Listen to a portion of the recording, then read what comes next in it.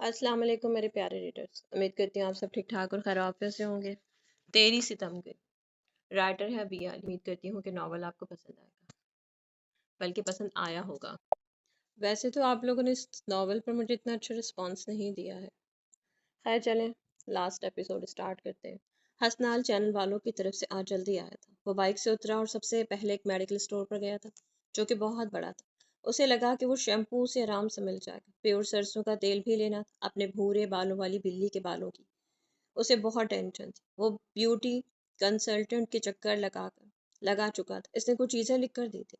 3 month का course था जो कि इसने अपनी निगरानी में मुकम्मल करवाना था। इसने साथ में कुछ कॉस्मेटिक्स की चीज़ें भी खरीदी थी। वो पीछे कंफ्यूज सा खड़ा था। Sir now you help me. Salesman girl इसकी नजरों को देखते जल्दी से प्रोफेशनल अंदाज में आगे बढ़ी थी। ये कुछ चीजें हैं मैम। छोटी सी पेज लिस्ट इसने सेल्समैन गर्ल को थमाई थी। तकरीबन 10 मिनट में चीजें लेता वो घर के लिए निकला। वो घर आया तो वो पूरे खुशू खुजू से नमाज पढ़ रही थी। उसे देखता उसके इंतजार में वहीं बैठा रहा। ये कुछ चीजें हैं आपके लिए। हसनाल जल्दी से उठा और उसे सहारा दिया। उसे उठने में मसला हो रहा था। ये क्या है? वो जो नमाज पढ़ के उठी तो हैरत से उसे देखने लगी, जिसके हाथ में कॉस्मेटिक्स की चीजें रखी थी।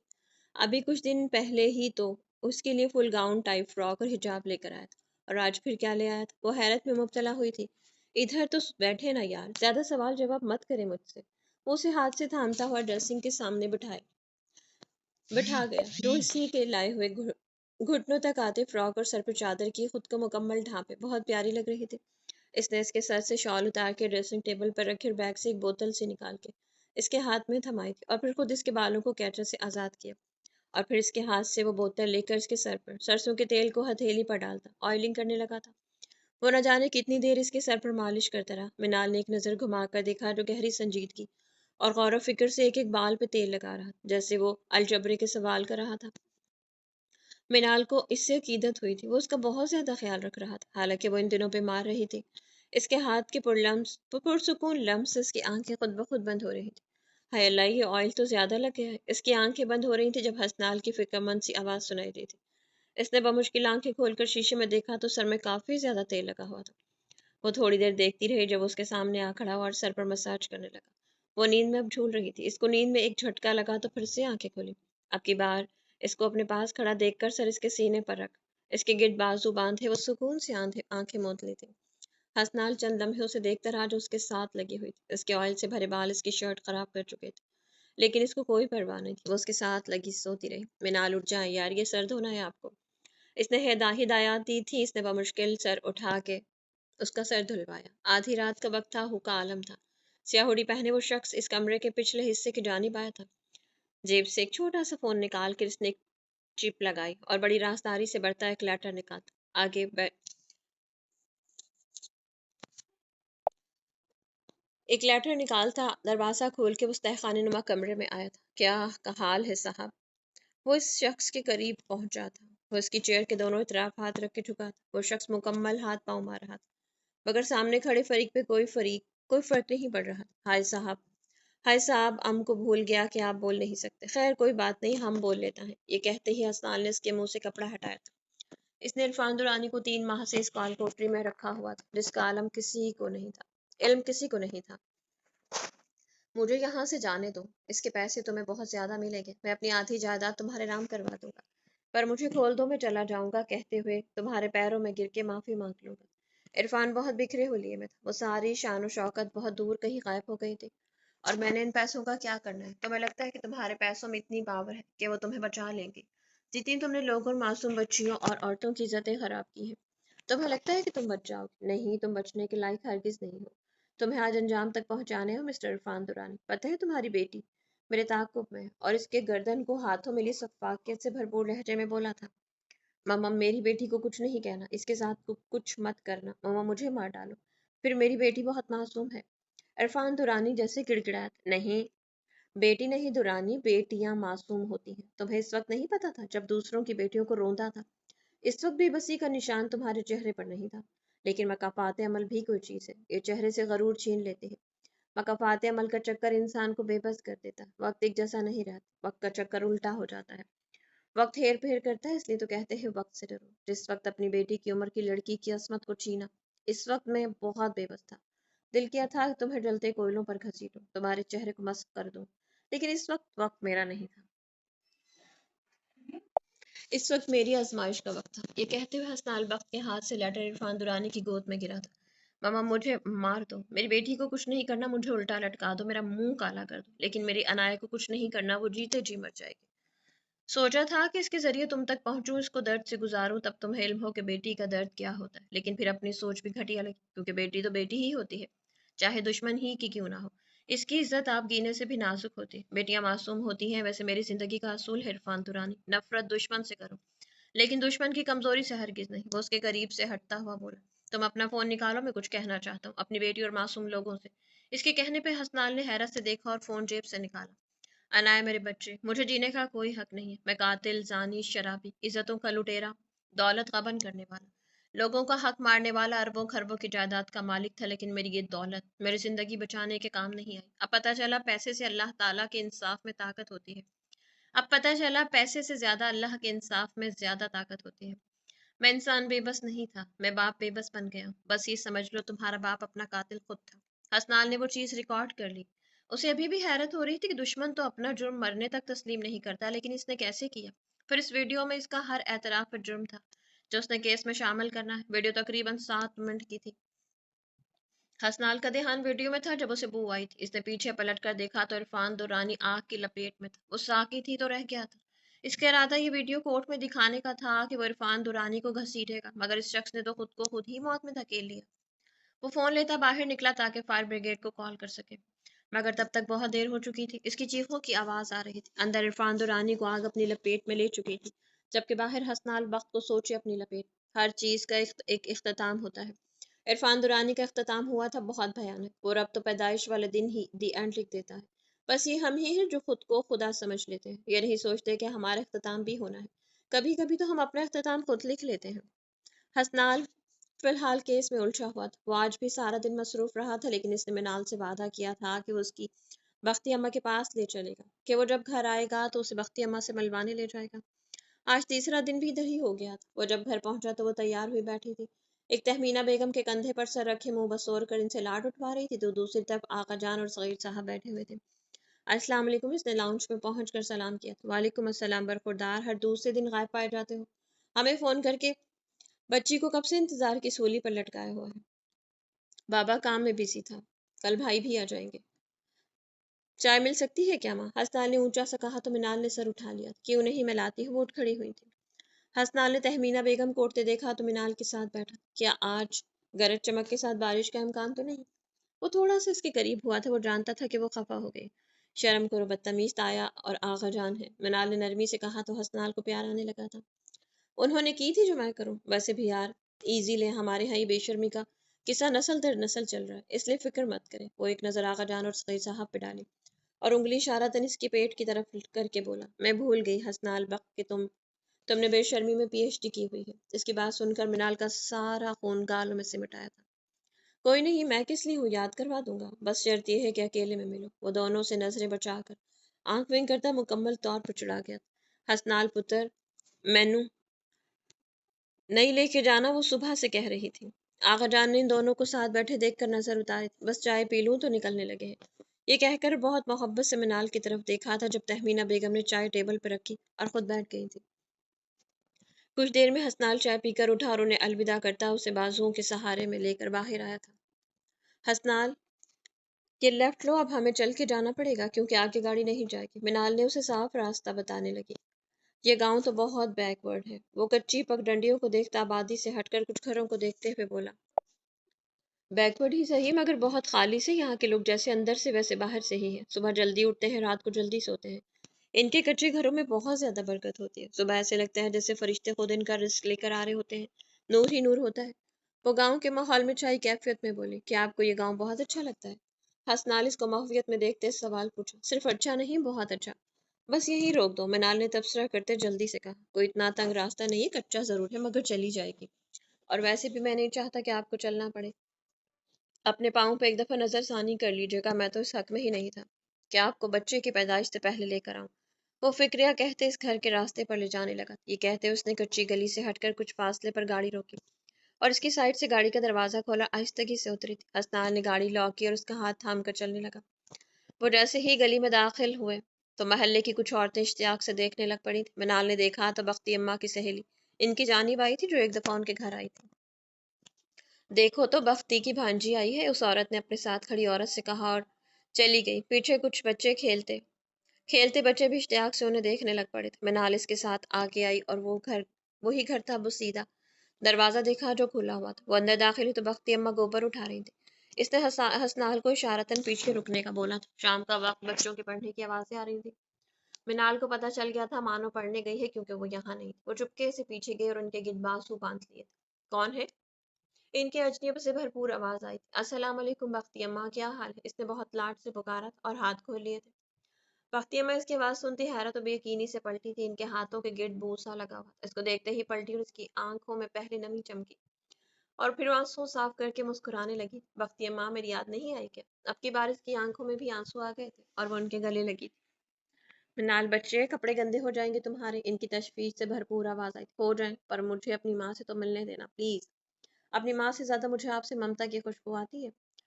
وہ پھر سے ان کے ساتھ لگی۔ اب کی بار آنسو آئے تھے۔ حسنال پیچھے ان دونوں کے پیار کو دیکھ کر بہت زیادہ حیران ہو گیا تھا۔ اس کے چہرے پر مسکراہٹ آئی تھی۔ منال، واقعی صحیح یہاں کے لوگ بہت ملنسار تھے۔ وہ کچھ سوچتا آہستہ آہستہ چلتا ان کے پیچھے کھڑا ہوا۔ بختی اماں، آپ کی بیٹی کا ایک عدد شوہر بھی ہے، معصوم سا۔ کیا صرف بیٹی سے ہی ملیں گی یا پھر یہاں سے تشریف لے جاؤں میں؟ حسنال نے ایسے کہا جیسے برسوں سے جان پہچان ہو۔ کیوں نہیں پتر، لیکن میرے ہاتھ گندے ہیں بہت۔ وہ اس کی شریر آواز سنتی مسکرائی تھی۔ حسنال ان کا سادہ سا لہجہ دیکھ کر مسکرا دیا۔ وہ انہیں ساتھ لیے آئیں اور چارپائی پر بٹھایا تھا اور خود نلکے سے ہاتھ دھو کر آئیں اور دوپٹے سے صاف کیے تھے۔ بختی اماں چوزے کی طرح نظر نہیں آ رہے۔ وہ تقریباً 10 منٹ ہی پلنگ پر بیٹھی، پھر سے انہیں پکارا جو کچن سے چیزیں اٹھا رہی تھی۔ وہ ان سے پوچھتی ہی کچھ یاد آنے پر پنجرے تک پہنچی، جہاں صرف چوزے تھے جو تنہا اور اداس سے بیٹھے تھے۔ بختی اماں، ان کی ماں کدھر ہے؟ اس نے اونچی آواز میں کہا۔ شاید سانپ نے ڈس لیا، کل صبح تو ٹھیک ٹھاک دانہ چگ رہی تھی۔ جب میں شام کو نکالنے آئی تو آگے وہ ایسے ہی پڑی تھی۔ میں نے پنجرا اٹھا کے ہلایا لیکن تب تک وہ مر گئی تھی۔ بختی اماں نے باہر نکل کر اداس سا بتایا اور پھر اندر ہو گئی تھی۔ منال کی آنکھوں سے پانی برسات کی طرح برسنے لگا۔ آنکھوں میں چھم سے ماں کی موت کا منظر آیا۔ ان معصوموں کو اداس دیکھ کر آنکھوں سے پھر آنسو نکل آئے۔ اس نے مخصوص آواز نکالی تھی مگر وہ ایسے ہی اداس بیٹھے تھے۔ وہ سوچتی بغیر پرواہ کی کچن میں آئی، وہاں پڑے ہوئے ایک اسٹیل کے برتن سے دانے نکال باہر لے گئی تھی اور ان کو ڈالے۔ حسنال جو خاموش تھا اس کی کارکردگی دیکھتا رہا۔ آہستہ آہستہ چلتا اس کے پیچھے آیا، جو اب دانہ ڈال کے پیچھے کھڑی ہوئی، رخ موڑ کے پلکوں سے آنسو صاف کرنے لگی۔ یہ بات بے بات رونے کیوں لگ پڑتی ہے؟ وہ اس کے سامنے آ کھڑا ہوا تھا اور ہاتھ بڑھا کر اس کے آنسو صاف کیے تھے۔ دیکھو نا حسنال، یہ ماں کے بنا کیسے رہیں گے؟ یہ اتنے بڑے بھی نہیں ہیں۔ بڑے ضبط سے بولی، میں کبھی کبھی سوچتی ہوں جب میں مر جاؤں گی تو میری اولاد میرے بغیر کیسے رہے گی؟ جیسے میں نے محرومی والی زندگی گزاری ہے ایسے وہ بھی گزاریں گی۔ منال، میرا بچہ، یہ کھا لو نہ پھر دیکھتی رہنا۔ ویسے آج میرے پاس رہو گے دونوں؟ انہوں نے ٹیبل پر چائے بسکٹ رکھے اور ان کے ساتھ باتیں کرتے رہے۔ شام تک مانو بھی آ چکی تھی، اس کے ساتھ ایسی چپکی کے ہٹنے کا نام نہیں لے رہی۔ منال نے بھی اس کے گلے میں بازو چٹ چٹ ڈال کر چوم ڈالا تھا۔ اسے اچھی بھی لگی اور چھوٹی سی بچی بہت کیوٹ تھی مگر ان دونوں کے پیار کو دیکھ کے جالس ہو گیا تھا۔ اس طرح مجھے تو کبھی پیار نہیں کیا، اب بتائیں میں کیا کروں؟ وہ ہلکے سے اس کی طرف جھک کر بولا۔ تم جالس ہو رہے ہو نا؟ منال نے بہت معصومیت سے کہا۔ بختی اماں ان دونوں کی نوک جھونک سن کر مسکرائی تھی۔ آپ یہ سمجھتی ہیں تو سمجھ لیں، وہ یہ کہتا مسکرایا۔ شام تک وہ بختی اماں کو کسی ماہر کھلاڑی کی طرح روٹیاں پکواتی رہی، حیران سا پلنگ پر بیٹھا نہ جانے کتنے ثانی سے دیکھتا رہا، پھر وہ چپکے سے اس کی تصویریں بناتا رہا۔ وہ رات کو گاؤں میں ہی رہے، صبح وہ حسنال کے ساتھ سمینہ بیگم کی قبر پہ گئی۔ واپسی انہوں نے گھر آنا تھا۔ اس نے بختی اماں سے گزارش کی کہ وہ ان کے ساتھ ان کے گھر چلے، مگر ان کا کہنا یہ تھا کہ ان کو اپنے کچے گھر سے بہت عشق ہے، اس لیے وہ اسے چھوڑ کر کہیں نہیں جا سکتی۔ اس نے پھر مانو کا ذکر کیا کہ وہ شہر کے اچھے اسکول میں مانو کا ایڈمیشن کروا دے گی۔ بختی اماں پہلے تو خاموش ہو گئی مگر پھر مانو کے اچھے مستقبل کا سوچ کر وہ رضامند ہوئی۔ انہوں نے اپنے دل پہ پتھر رکھ کے مانو کو اس کے ساتھ روانہ کیا۔ میں جا رہی ہوں حسنال، آ جانا نیچے۔ منال سر پہ شال کی اور اسے کہا جو اس کے پاس کھڑی شال سیٹ کر رہی تھی۔ وہ اس کو چیک اپ کے لیے لے کے جا رہا تھا۔ حسنال نے ایک نظر اسے دیکھے جو بہت پیاری لگ رہی تھی۔ اس نے ایک نظر اسے دیکھا جو اس کے لائے گئے گرین کلر کے پیروں تک آتے لانگ فراک میں بہت پیاری لگ رہی تھی اور اوپر سے اس کی شخصیت میں دن بدن متانت آتی جا رہی تھی۔ اس نے دل ہی دل میں اس کی نظر اتاری، اس ڈر سے کہ کہیں اسے اس کی نظر ہی نہ لگ جائے۔ اس نے کنگھی ادھر ہی رکھی اور اس کے قریب ہو گئی، ہلکے سے بازو کے گھیرے میں لیا اور اسی کے ماتھے پر لپ رکھی۔ اس نے کچھ صورتیں دل میں پڑھ کر اس پر پھونکی تھی اور اس کے سر سے پیسے وار کے پاکٹ میں رکھے تھے تم تیار ہو جاؤ، میں جا رہی ہوں، مجھے اشنال نے بلایا تھا، مانو کے فارم نے اس نے روشنال بھائی کو دیے تھے نا، تو میں نے انہیں پوچھنا تھا کہ اس نے ایڈمیشن کروا دیا۔ وہ یہ کہتی اس کی ناک سے ناک ٹکراتی پیچھے ہٹتی، نیچے اس سے دور ہوئی تھی۔ حسنال نے دل میں سوچا کہ اسے روک لے، اور کاش وہ اسے روک لیتا، نہ جانے دیتا۔ اس کا دل کیا تھا کہ وہ اسے ساتھ لے کر جائے۔ 2 منٹ ہی ہوئے تھے، اس نے صرف کوٹ ہی تو پہنا تھا، لیکن اسے نہیں پتا تھا کہ 2 منٹ میں تقدیریں پلٹ جایا کرتی ہیں۔ وہ اپنی موت کے قریب خود جا رہی تھی۔ وہ گھڑی پہن کے اس کے پیچھے آیا ہی تھا جو دوسری تیسری سیڑھی پہ جا رہی تھی۔ اچانک اس کا پاؤں رپٹا اور حسنال کی نگاہوں کے سامنے ہی وہ نیچے گری تھی۔ لمحوں کا کھیل تھا، وہ لڑکھڑاتی جا رہی تھی۔ حسنال کو اندازہ نہیں تھا کہ 1 منٹ کے 1000ویں میں یہ سب ہو جائے گا۔ وہ بدحواس اس کی جانب بھاگا تھا، اس تک پہنچا جس کا خون نکل رہا تھا۔ اشنال اور سمینا بھاگتی ہوئی تھی، اس کے پاس بیٹھی۔ کیا خوشیوں کا دورانیہ اتنا مختصر ہوتا ہے؟ وہ کچھ پل اسے دیکھتا رہا جس کی آنکھیں بند ہو رہی تھیں، پھر ایک دم سے اسے بازو میں اٹھایا، لیکن اس کی ٹانگوں میں اتنی سکت نہیں تھی کہ وہ چل پاتا۔ اس کی ٹانگیں چلنے سے انکاری ہو گئی تھی، لیکن پھر بھی اس نے اسے بہت کم ٹائم میں ہاسپٹل پہنچایا تھا۔ اسے ایمرجنسی وارڈ میں ایڈمٹ کر لیا گیا تھا۔ نرس اور ڈاکٹر آ جا رہے تھے۔ روشنال صغیر اور سمینا بیگم پریشانی کے عالم میں ہاسپٹل آئے تھے۔ آغا جان اور اشنال گھر تھے۔ شام تک ایسے ہی چلتا رہا۔ منال کا آپریشن تھا، انہوں نے حسنال سے پیپرز پر سگنیچر کروا لیے تھے، جو کہ اس نے کانپتے ہاتھوں سے کیے۔ دن سے رات ہو گئی تھی، مگر ڈاکٹر کے مطابق اس کی کنڈیشن میں کوئی فرق نہیں تھا۔ اس کا آپریشن ہو گیا تھا۔ جب ایک ڈاکٹر ایمرجنسی وارڈ سے باہر نکلے، سب اس کی طرف متوجہ ہوئے تھے۔ مبارک ہو سر، بیٹی پیدا ہوئی ہے، لیکن آپ کی وائف کی حالت بہت خراب ہے، دعا کی ضرورت ہے۔ ان کے سر پر بہت زیادہ چوٹیں آئی ہیں، ان کے کیس میں بھی کافی کمپلیکیشن تھیں، ان کے کومے میں جانے کا خدشہ ہے، بس آپ دعا کریں اور حوصلہ رکھیں۔ وہ یہ کہتی چلی گئی تھی جبکہ پیچھے حسنال کے ذہن میں منال کی باتیں گردش کر رہی تھی۔ سر، مجھے آپ سے بات کرنی ہے۔ آج 6واں مہینہ تھا اس کو ہوش کی دنیا سے باہر قدم رکھے ہوئے۔ حسنال نا امید نہیں تھا، لیکن اس کے لیے پریشان ضرور تھا۔ سب نے اسے کہا تھا کہ شادی کر لو، لیکن اس کے ہوش میں آنے کے چانسز بالکل نہیں تھے۔ اور فاطمہ کی دیکھ بھال اور پرورش کے لیے سمینا بیگم اور صغیر صاحب نے اسے دوسری شادی کے لیے بہت زیادہ فورس کیا تھا، مگر وہ امید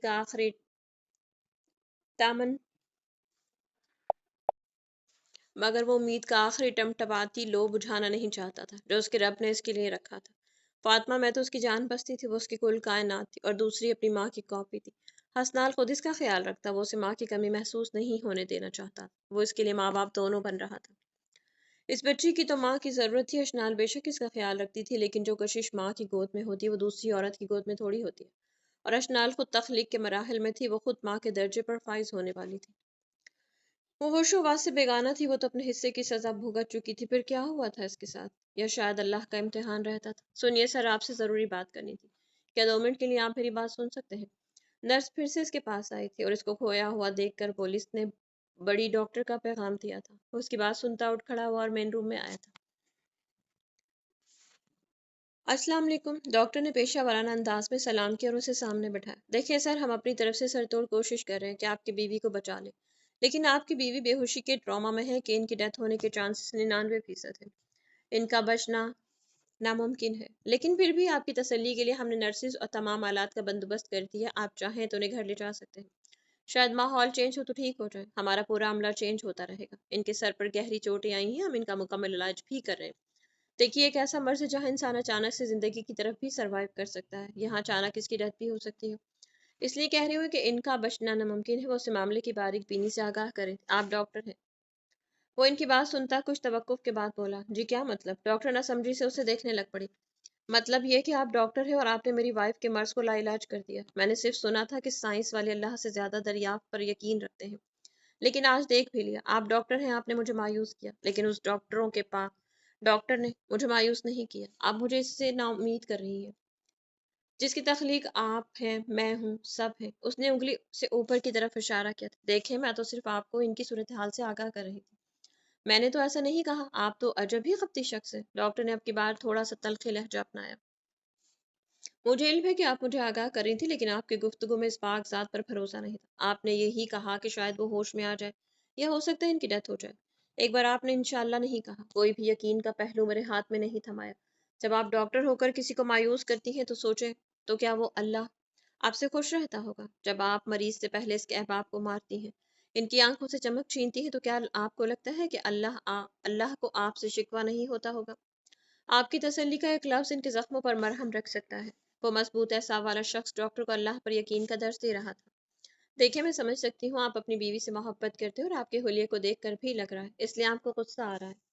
ڈاکٹر کو لگا کہ اس کا ایسے کہنے سے غصہ ہے کہ آپ کو لگتا ہے کہ میں غصہ ہوں، اور جو غصہ آتا تو آپ کی ہاسپٹل کی ایک چیز بھی سلامت نہ رہتی۔ اور مجھے غصہ کیوں آئے گا جب مجھے اللہ پر یقین ہے؟ پتہ ہے یقین کی دو صورتیں ہوتی ہیں، کوئی اللہ تعالیٰ کے لیے سب چھوڑ دیتا ہے اور کوئی اللہ پہ سب چھوڑ دیتا ہے، اور میں نے تو اپنا سب کچھ اس پاک ذات پر چھوڑ دیا، پھر میں کیسے نا امید ہو سکتا ہوں؟ خیر اٹس اوکے، معذر چاہتا ہوں لہجہ تیز ہو گیا تھا میرا، لیکن میرا رویہ ہرگز غلط نہیں تھا۔ آپ سارے ارینجمنٹس کر دیں، میں انہیں گھر لے جاؤں گا، آپ چارجز کی لسٹ مجھے بنوا دیجیے گا، میں ادا کر دوں گا۔ وہ ان سے ایکسکیوز کرتا چلا گیا تھا، جبکہ پیچھے ڈاکٹر یہ سوچنے پر مجبور ضرور ہوئی کہ کوئی اتنا صابر کیسے ہو سکتا ہے۔ ڈاکٹر خود عمر میں کافی بڑی تھی، وہ تو 22-23 سال کا لڑکا ہی تھا، پر وہ اتنا سمجھدار کیسے تھا؟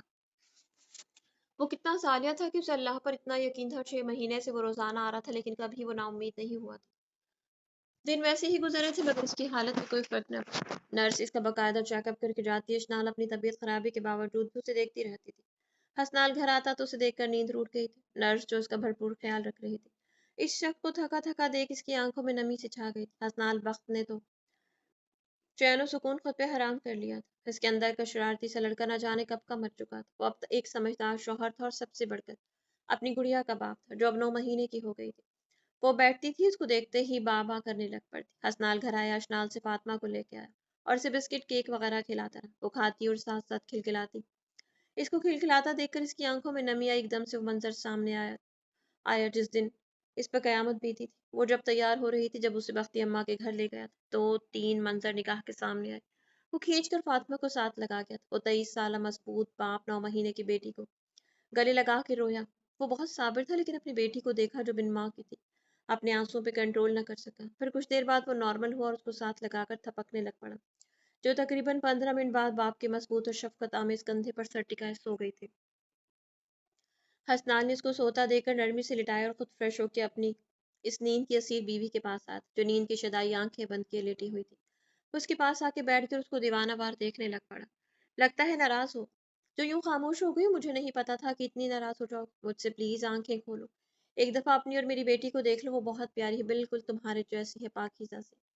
ایک بار اسے دیکھنے میں کوئی حرج تو نہیں ہے؟ وہ اس کے عارض کو چھوتا درخواست مندانہ ہوا۔ میں تمہارے بغیر ادھورا ہوں، میں خود میں سے تمہارا عکس ڈھونڈ رہا ہوں، پلیز منال ایک دفعہ آنکھیں کھولو گی تو پتہ چلے گا کہ زندگی بہت خوبصورت ہے۔ میرا دل چاہتا ہے ایک چھوٹا سا جہان ہو جس میں میری بیٹی اور تم ہو، اور میرا اللہ تمام نعمتوں سے نوازے۔ میں زندگی کے ان حسین پلوں کو تمہارے ساتھ انجوائے کرنا چاہتا ہوں۔ اس کی ٹھنڈی پیشانی پر لب رکھتا ہوا بے بس سا بولا۔ وہ کچھ پل اسے محسوس کرتا اور پھر اٹھا عشاء کی نماز ادا کی اور سورہ رحمان کی تلاوت روزانہ کی طرح کرتا، جو اس کا معمول تھا۔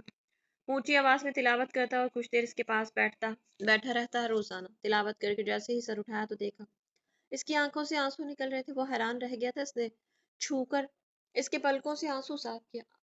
اسے لگا وہ اب رسپانس کرے کہ وہ دیکھتا ہی رہ گیا، لیکن اس کا رسپانس نہیں آیا، لیکن اس کا دل خوشی سے سرشار ہو گیا۔ وہ قرآن پاک عقیدت سے الماری پہ رکھ کے پلٹا اور آئل لیتا اس کے پاس بیٹھ گیا، اور پھر ہمیشہ کی طرح اس کے بالوں پہ آئل لگایا۔ اسے پتا تھا کوئی رسپانس نہیں آنا، لیکن پھر بھی اس کے بھورے بالوں پر سکون سے ہاتھ پھیرتا رہا۔ اس دن پتا ہوتا تم پر سے صدقے کے پیسے نہیں بلکہ اپنا آپ وار دیتا، اس دن تمہیں میری نظر لگی۔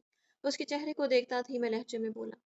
وہ اتنا تھکا ہوا تھا، اس سے باتیں کرتے کرتے وہ اس کے کندھے کے ساتھ سر رکھتا نیند کی وادی میں جا اترا۔ وہ سر اتنا دور ضرور رکھتا کہ اسے تکلیف نہ ہو۔ اس کے پاس رکھتے ہی سو گیا، اس کے پاس سکون تھا۔ حسنال سویا تھا جب اسے بازوؤں پر سرسراہٹ سی محسوس ہوئی۔ وہ حیران ہوا، اس نے دیکھا تو منال اپنی انگلیاں ہلا رہی تھی۔ وہ حیرت سے اسے دیکھنے لگ پڑا، اور پھر آن کی آن میں اس نے اپنا ہاتھ اوپر کی تھی اور نرسز کی جانب بھاگا جو اس کے زیر نگران تھی۔ کچھ ہی دیر میں ڈاکٹر کی ٹیم آئی اور اس کا ٹریٹمنٹ کرنے لگی تھی۔ اس کو آکسیجن لگایا گیا کیونکہ وہ رسپانس دے رہی تھی۔ حسنال تشکر بجلایا اور سجدہ ریز ہو گیا۔ ماشاءاللہ، لو از میریکل۔ ڈاکٹر باہر نکلا اور اس کو سجدے میں دیکھتے ہوئے حیران کن لہجے میں کہا، پورے 9 مہینے بعد ہوش میں آنا ایک معجزہ ہی تو تھا۔ وہ معجزہ رب نے حسنال بخت پہ کیا تھا، آج اس کا یقین رنگ لایا تھا۔ وہ صبر کی آخری حدوں سے نکلا تھا اور کاسا لیے رب کے پاس گیا، اور پھر اس رب نے اسے خالی ہاتھ نہیں لوٹایا تھا۔ وہ بے شک وہ خالی ہاتھ لوٹاتا بھی نہیں ہے، بس دعاؤں میں یقین ہونا چاہیے، طاقت ہونی چاہیے۔ اگر وہ ہماری دعاؤں کو قبول نہیں کرتا تو مایوس ہونے کے بجائے رب کی مصلحت کو سمجھنا چاہیے، اور ہم سے بہت زیادہ لوگ مصلحت سمجھتے نہیں ہیں، وہ مایوس ہو جاتے ہیں، جبکہ مایوسی تو کفر ہے، گناہ ہے۔ آج حسنال بخت کا اپنے اللہ پہ یقین رنگ لے آیا تھا۔ بے شک 9 ماہ کا عرصہ نہیں تھا اور اس کی تکلیفیں بہت بڑی تھی، لیکن اس رب کی رحمت سے کم تھی، اور وہ اللہ تو بندے پہ اس کی وصیت سے زیادہ بوجھ نہیں ڈالتا۔ اب بے شک حسنال بخت کی آئندہ آنے والی زندگی میں بہاریں اس کے منتظر تھے۔ منال ہوش میں آنے کے بعد نارمل نہیں رہی، اس کی بیماری نے بالکل اسے مرجھا کے رکھ دیا تھا۔ وہ خالی ذہن سے خلا میں دیکھتی رہتی، حسنان نے اس کی ذمہ داری میں کوئی کسر نہ چھوڑی تھی، لیکن اس کے چہرے کی شادابیت ختم ہو گئی، آنکھوں میں عجیب سی ویرانی چھائی رہتی۔ حسنال کے بعد تہمینہ بیگم رشنال اس کا بہت زیادہ خیال رکھ رہی تھی۔ وہ فاطمہ کو اس کے پاس لے کر آتی مگر وہ فاطمہ کو پہچان نہیں پاتی، حالانکہ اس کی اپنی بیٹی تھی جس کے لیے موت کے منہ سے بچ کے آئی تھی۔ حسنال اسے روز اس کے پاس لے آتا، وہ اسے دیکھتی رہتی مگر بولتی کچھ نہیں۔ وہ آج بھی فاطمہ کو اس کے پاس لے کر آتی، یہ ہماری بیٹی ہے، ہماری جنت، یہ ہماری فاطمہ ہے۔ اس نے فاطمہ پہ نظر مرکوز کی ہوئی حسنال نے بیٹھ کر آنکھوں سے ٹیک لگائے، منال کو پیار، محبت اور نرمی سے بتایا۔ منال نے کچھ کہا نہیں، وہ رونے لگ پڑی اور کچھ دیر بعد اس نے کانپتے بازو آگے کیے تو حسنال نے حیران سا ہو کر اس کے باہوں میں فاطمہ کو دیا تھا۔ بڑی بڑی آنکھیں، گول مٹول سا چہرہ، اس معصوم کی نظریں ماں پر ٹکی ہوئی تھی۔ یہ ہماری بیٹی ہے فاطمہ۔ اس نے ایک نظر اس پہ ڈال کے تصدیق چاہی اور اس کے اس بات پہ سر ہلانے پہ وہ اس کو اپنے سینے سے لگائے، ممتا کی ٹھنڈک محسوس کرنے لگی۔ وہ ساتھ ساتھ روتی جا رہی تھی اور ساتھ ساتھ اس کے معصوم چہرے پر پیار کیے جا رہے تھے، اور اس کی آواز سن کر حسنال کے دل میں ٹھنڈی سی پھوار اترتی محسوس ہوئی۔ وہ نہ جانے کتنی دیر فاطمہ کو پیار کرتی رہی۔ فاطمہ ممتا کے زیر اثر سو رہی تھی۔ منال نے ایک دفعہ پھر فاطمہ کے معصوم چہرے پر لب رکھے اور اس کی جانب دیکھا جو تھکن میں ہونے کے باوجود اپنے آپ کو ایکٹیو ظاہر کرنے کی بہت کوشش کر رہا تھا۔ وہ بہت پیار سے اسے دیکھ رہا تھا۔ اسے مجھے دے دیں، آپ تھک جائیں گی۔ اس نے اس کی گود سے فاطمہ کو لے کر اس کے ساتھ لٹایا تھا۔ نہیں، میں بالکل ٹھیک ہوں آج، اور ویسے بھی مجھے نیند نہیں آ رہی۔ منال آج ٹھیک لگ رہی تھی۔ کیا واقعی؟ اس نے پوچھا تو منال کی دھیمی مسکراہٹ اس بات میں سر ہلنے کے ساتھ تھی۔ وہ اس کی گود میں سر رکھتا اس کے گرد بازو باندھ کے، تم بہت اچھے ہو۔ وہ اس کے سر پر ہاتھ پھیر کر اس کے بکھرے بالوں کو ہٹاتی، اس کی کشادہ پیشانی پر لپ رکھ گئی تھی اور اس کی ناک سے ناک مس کرتی، پھر اس کی آنکھوں پر لپ رکھتی۔ حسنال وقت کو حیرت کے جھٹکے دے رہی تھی۔ آپ ٹھیک تو ہے نا؟ وہ کسی خدشے کے تحت بولا تھا۔ میں ٹھیک ہوں، پر تم مجھے ٹھیک نہیں لگ رہے، تم کتنے کمزور ہو گئے۔ وہ اس کی آنکھوں کے نیچے ہلکے دیکھتی، اس کو پہلے سے کمزور دیکھتی فکر مندی سے بولی، یار فٹ فاٹ ہوں میں، بس کام تھوڑا زیادہ ہوتا ہے تو تھک جاتا ہوں میں۔ اس کو اپنے لیے پریشان دیکھ کر اس نے مطمئن کیا۔ منال اس کی کمزور دلیل سن کر مسکرا اور اس کی آنکھوں میں نمی بھی آئی۔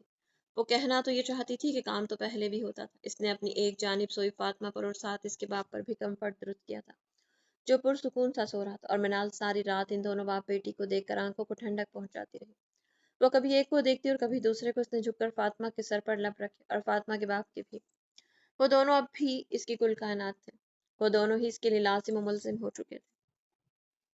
2 سال بعد روشنال جو آقا جان کو ایکسرسائز کروا رہا تھا، اس کے رونے کی آواز آئی تھی۔ وہ ان سے اجازت لیتا اندر کی جانب آیا اور اندر کا منظر دیکھ کر وہ شاک ہو گیا تھا۔ اس کا 1 سال کا بیٹا ماں کو دیکھ کر رو رہا تھا اور اس کی زوجم لولی پاپ منہ میں لیے چوس رہی تھی۔ ایشل تو سکون سے سوئی تھی، جبکہ میسم ماں کو دیکھ کر رو رہا تھا، جس نے اوپر سے ریپر اتار کے اسے تھمایا، پھر کھینچ کے خود کے منہ میں ڈالا تھا۔ ایشل اور میسم جڑواں تھے، ایشل باپ اور میسم ماں کی شکل پہ تھا۔ دونوں ہی بہت پیارے تھے، اللہ نے انہیں رحمت اور نعمت دونوں سے نوازا تھا۔ یہ کیا ہو رہا ہے؟ اس کی آواز میں اتنی غراہٹ اور سختی پوشیدہ تھی، اس نے گھبرا کر دیکھا اور دیکھتی رہ گئی۔ روشنال بخت کے کشادہ چہرے پہ بلا کی سنجیدگی چھائی ہوئی تھی۔ اشنا نے لالی پاپ کو غیر ارادی طور پر دوپٹے کے نیچے چھپایا تھا۔ اشنال اس کے پاس آ کے بیٹھا اور جھک کر ایشل کے ماتھے پر پیار کیا۔ کچھ دیر اس کے پاس ساتھ لاٹ کرتا رہا تو ایک گھوری اشنال پر ڈالنا نہ بھولا تھا۔ اشنال کو پتا تھا اب اس کی خیر نہیں، اس نے اٹھنا چاہا، مگر یہ کیا؟ اس کے ہاتھ اس کی کمر پر تھے، اس کی نازک سی کمر کے گرد اس شخص کے مضبوط لمس کی گرفت اتنی سخت تھی کہ اشنال کپ کپا کر رہ گئی تھی۔ اس کے ہاتھوں سے اپنے ہاتھ چھڑوانا چاہا مگر اس کی گرفت سخت رہی تھی، وہ تو مرنے والی ہو گئی تھی۔ اس کی ایک سانس آ رہی تھی تو دوسری جا رہی تھی۔ اور یہ دیکھتے میسم روشنال بخت چھوٹی سی آواز نکال کے آگے ہو اور باپ کے کندھے پر اپنے چھوٹے چھوٹے ہاتھ مارے۔ روشنال نے اسے خود میں بھینچا تھا۔ وہ کچھ نہیں، ڈر کے مارے اس کے منہ سے آواز بھی نہ نکل سکی تھی، لیکن پھر بھی روشنال کے نارمل ری ایکشن دیکھ کے لگا کہ روشنال کو کچھ پتا نہیں چلا کہ وہ لالی پاپ کھا رہی تھی۔ اس نے دل میں شکر ادا کیا تھا۔ ادھر مجھے دو۔ اسی کمر سے ہاتھ گزار کر بغیر کسی رعایت کے لہجے میں کہا، کیا؟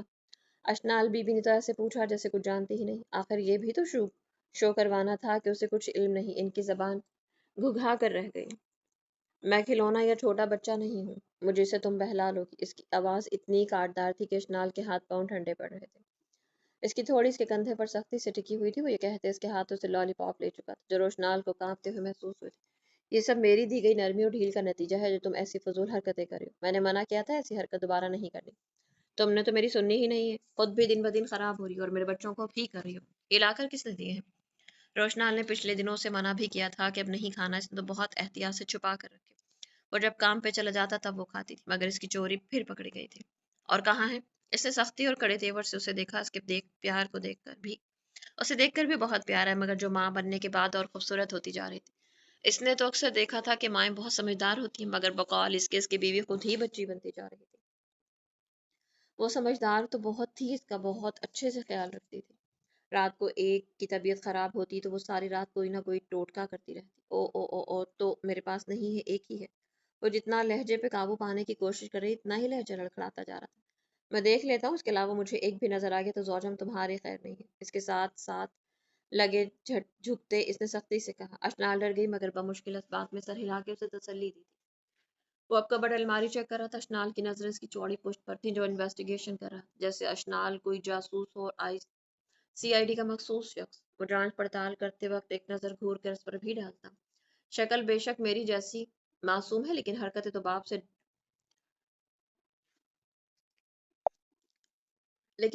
باپ جیسی ہیں، ان کی طرح کھڑوس ہو۔ میں بھول ہی گئی کہ خون کا بھی اثر ہوتا ہے، دوسری ان کی فوٹو کاپی بھی ہو۔ میں نے تو 50% شیئر کرنا تھا، لیکن میرے بچے عزت تمہیں راست نہیں گئی۔ اب سے تم میرے کرائم پارٹنر کی لسٹ سے فارغ ہو۔ تمہیں تو ہمدرد سمجھا تھا۔ وہ بالکل ہلکی آواز سے اس کے کان میں بھی سرگوشیاں کر رہی تھی۔ وہ کہتی، ایک نظر روشنال کو دیکھتی اور ایک نظر اپنے بیڈ سائڈ کے تکیے کے نیچے دیکھتی، خود کو داد دے رہی تھی، جیسے وہ کبھی اس کے راز تک نہیں پہنچ پائے۔ روشنال جو اس کی معصوم اور شکوے بھری باتیں سنی، جو بیٹے سے راز و نیاز کر رہی تھی، چہرے کے تنے ہوئے تاثرات ایک دم سے ڈھیلے پڑے تھے۔ اب بالکل ہی روشنال کا قصور بھی نہیں تھا، وہ اسے تنگ ہی بہت کرتی تھی۔ روشنال نے پیچھے مڑ کر دیکھا تو اس نے اشنال کی نظر کے تعاقب میں دیکھا، جس کی نظر دوسری سائڈ پر پڑے تکیے پر تھی۔ وہ پھر سے مصروف ہو گیا تھا، اشنال بچا کے نگاہ اس پر ڈال رہی تھی۔